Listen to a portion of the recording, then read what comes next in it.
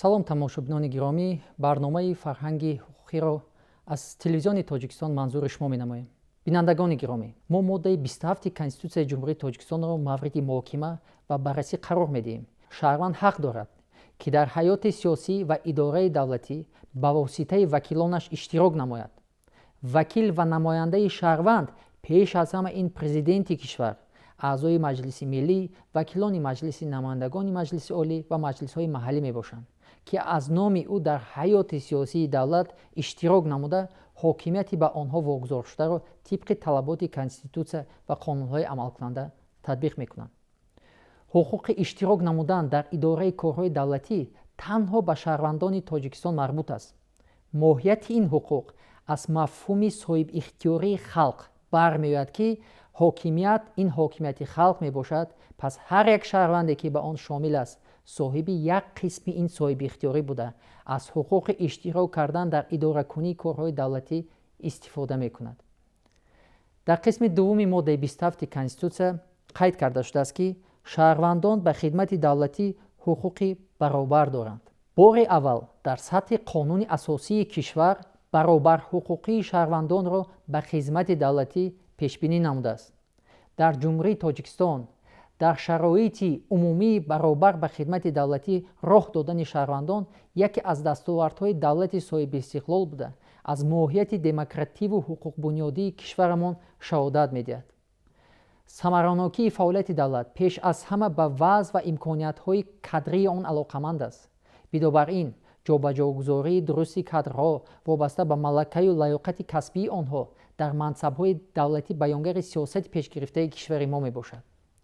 бо дар назардошти аҳамияти масъалаи баррасишаванда дар сатҳи Конститутсия муқаррар намудани ҳуқуқи баробарии шаҳрвандон ба хизмати давлатӣ кафолати муҳими конститутсионии таъмини ҳуқуқи мазкур барои ҳар як шаҳрванди Тоҷикистон мебошад.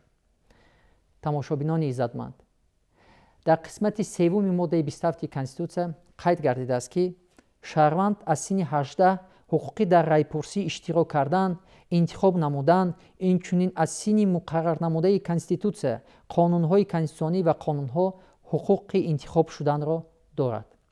қисми сеюми моддаи тафсиршаванда ба ифодаи олии бевоситаи ҳокимияти халқ, ки метавонад тавассути райпурсии умумӣ ва интихоботи озод дар идоракунии ҳаёти сиёсии давлат ширкат варзад, бахшида шудааст. дар муқаррароти қисми сеюм се намуди ҳуқуқҳои сиёсии шаҳрванд дида мешавад, ки яке аз ҳуқуқи иштирок кардан дар райпурсии умуми халқӣ, ҳуқуқи интихоб кардан ва ҳуқуқи интихоб шудан дар интихоботи президенти Ҷумҳурии Тоҷикистон ва интихоботи мақомоти намояндагии ҳокимияти давлатист. дар низоми ҳуқуқу озодиҳои сиёсии шаҳрвандон ҳуқуқи интихоб кардан, ҳуқуқи интихоб шудан ва иштирок намудан дар райпурсӣ ҷойи асосиро ишғол менамояд. қисми чоруми моддаи тафсиршаванда баъзе маҳдудиятҳои шахсони алоҳидаро дар интихобот муқаррар намудааст. мувофиқи ҳуқуқи умумии интихобот, ҳар як шаҳрванд ки ба синни соли интихоботӣ расидааст, сарфи назар аз миллат, нажод, ҷинс, забон, эътиқоди динӣ, мавқеи сиёсӣ ва ғайра ҳуқуқи интихоб кардан ва интихоб шуданро дорад. аммо чуноне ки дар меъёри қисми чоруми моддаи мазкур қайд карда шудааст, шахсоне ки аз тарафи суд ғайри қобили амал дониста шуданд ва ё мувофиқи ҳукми суд дар ҷойҳои аз озодӣ маҳрумшудагон нигоҳ дошта мешаванд, ҳуқуқи дар интихобот ва райпурсӣ иштирок карданро надоранд.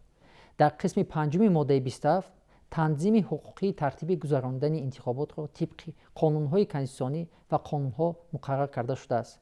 баргузории райпурсӣ бошад тибқи қонуни конститутсионӣ сурат мегирад.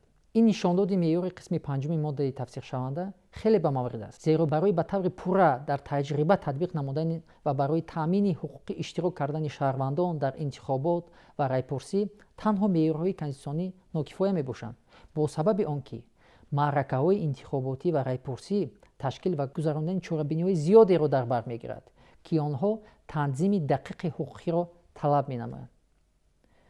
ҳамватанони гиромӣ, лозим ба ёдоварист, ки зери сарварии пешвои муаззами миллат мо маҳз ҳамон насли тоҷикем, ки Конститутсияи давлати соҳибистиқлоли худро қабул карда, худро дар назди наслҳои гузашта, ҳозира ва оянда масъулу вазифадор дониста таъмини соҳибихтиёрии давлати худ ва рушди камоли онро дарк намудаем.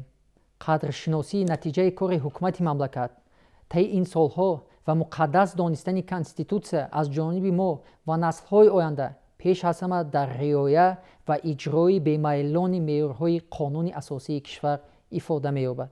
насли имрӯзу оянда ва махсусан мо ҷавононро зарур аст ки ба қадри сулҳу осоиштагӣ, ваҳдату ягонагӣ ва озодию истиқлоли миллӣ дар конститутсия эълон гашта расем дар кору пайкори ҳаррӯзаамон қоидаҳои муқарраркардаи конститутсияи кишварро ба роҳбарӣ гирифта баҳри ободии кишвар ва ҳифзи истиқлолу якпорчагии он ҳаматарафа талош варзем. боқӣ ба шумо хонаи ободу саодати рӯзгор ва ба ватани маҳбубамон сулҳу оромӣ таманно дорам. хайр, то барномаҳои дигар.